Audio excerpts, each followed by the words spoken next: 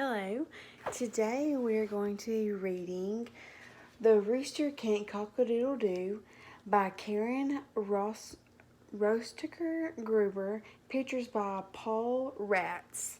So, the first two questions that we're going to talk about today is, why do you think that the animals have their hands up by their ears? Why do you think that they look like they're trying to maybe listen to something? And second, why do you think that the rooster looks confused? Do you see his hand up by his chin like he's confused? Why does he look like that?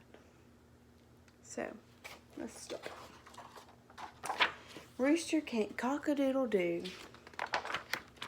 One morning, Rooster woke up with a terrible sore throat. "Oh no," he coughed. "What should I do? My throat hurts too much to cock-a-doodle-doo." Rooster wondered how he was going to wake up Farmer Ted and the animals without cock-a-doodle-dooing. He went to the hen house. No one was collecting eggs. The hens were asleep. "Cough, cough. Wake up, hens," Rooster whispered. "I can't cock-a-doodle-doo." "You poor thing, you look exhausted," clucked the hens. "How will you wake up Farmer Ted without cock-a-doodle-dooing?" "Maybe the cows will know," said Rooster. The hens followed Rooster to the cow barn.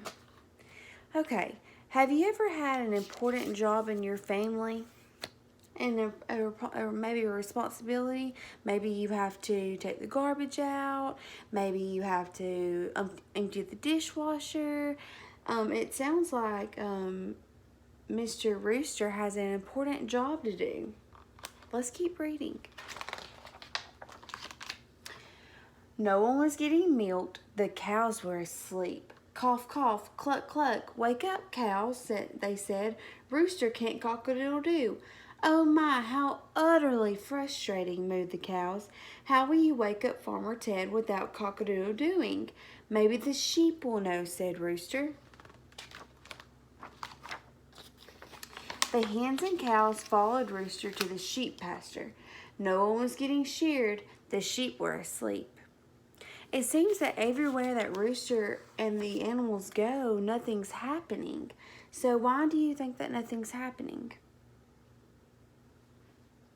Let's read and find out. "Cough, cough, cluck, cluck, moo, moo. Wake up, sheep," they said. "Rooster can't cock-a-doodle-doo." "That's bad news," bayed the sheep. "How will you wake up Farmer Ted without cock-a-doodle-dooing?" "Maybe the pigs will know." The hens, cows, and sheep followed Rooster to the pig pen. No one was pouring slop. The pigs were asleep. "Cough, cough, cluck, cluck, moo, moo, baa, baa. Wake up, pigs," they said. "Rooster can't cock-a-doodle-doo." "Oh dear, that's a mighty big problem," oinked the pigs. "How will you wake up Farmer Ted without cock-a-doodle-dooing?" "You don't know," bayed the sheep. "Now what will we do? There's no one left to ask." "Let's go to Farmer Ted's house," Rooster said. "We'll just walk right in and wake him up." The hens, cows, sheep, and pigs followed Rooster to Farmer Ted's house. The house was locked. "Oh my, now no one will ever collect our eggs," clucked the hens. "If someone doesn't milk us, we're going to burst," mooed the cows. "Our wool is so long we're tripping on it," bayed the sheep. "We're starving," oinked the eggs. Rooster felt awful. This was all his fault. Farmer Ted's bedroom was on the 3rd floor, and there was no way to wake him up. "Unless—" "I've got it," Rooster whispered. The animals huddled around him. Then the sheep stood on the cows, the pigs stood on the sheep, the hens stood on the pigs, and the rooster stood on top. "Will you please move your hooves? They're right on our eyes," moved the cows. "We would if our friends the swine would stop wiggling their tails in our faces," bayed the sheep. "Well, tell the feather-brained quartlet to quit tickling our snouts," oinked the pigs. "Who are you calling the feather-brained quartlet?" clucked the hen. "Cluck, oink, baa, moo." "Oh my, what is all this ruckus?" said Farmer Ted as he opened up the window. Cough, cough, Rooster pointed to his sore throat.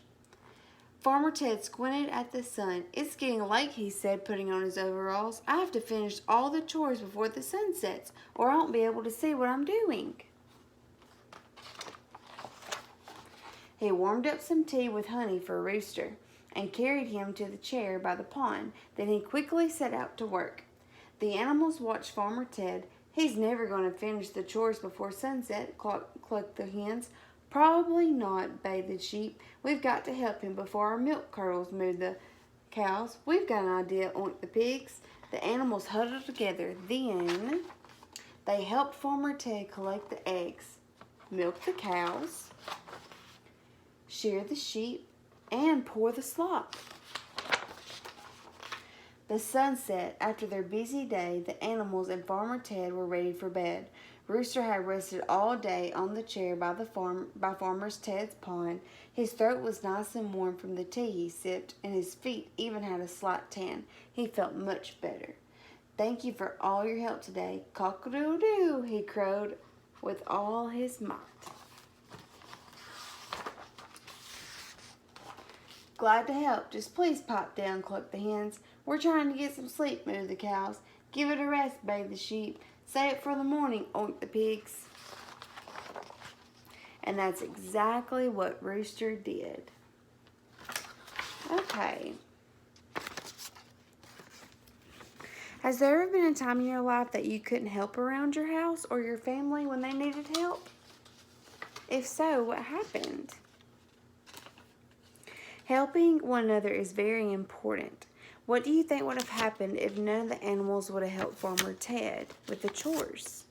Do you think they ever would have got done? Those are some good things to think about.